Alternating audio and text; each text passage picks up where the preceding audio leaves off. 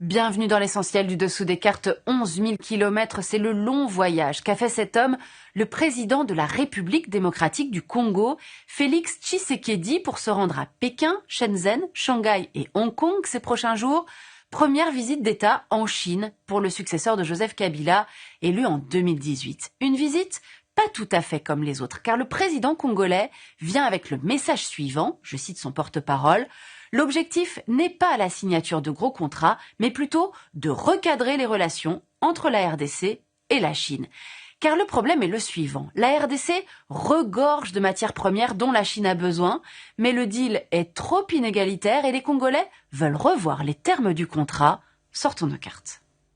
La RDC a des trésors dans ses sous-sols. Du cobalt, un métal indispensable à l'industrie électronique, dont le pays possède les plus grandes réserves mondiales, et du cuivre, dont la RDC est le premier producteur africain. Également du plomb, du zinc et du manganèse.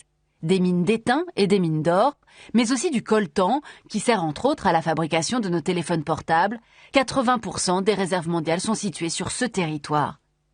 La population n'en profite guère, mais le dirigeant de la RDC de 2001 à 2019, Joseph Kabila, lui, s'est constitué un empire, signant en 2008 un accord avec la Chine baptisé Mine contre infrastructure. Sauf qu'en mars 2023, sous la nouvelle présidence Tshisekedi, la justice de Kinshasa a dénoncé des surfacturations.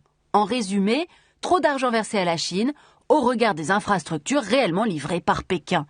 Par ailleurs, Tshisekedi vient demander à Xi Jinping qu'au sein de la société sino-congolaise Sicomine, ce ne soit plus Pékin, l'actionnaire majoritaire, mais Kinshasa. Voilà pour cette relation Chine-RDC qui raconte un pays d'Afrique rêvant de reprendre en main son destin et ses ressources.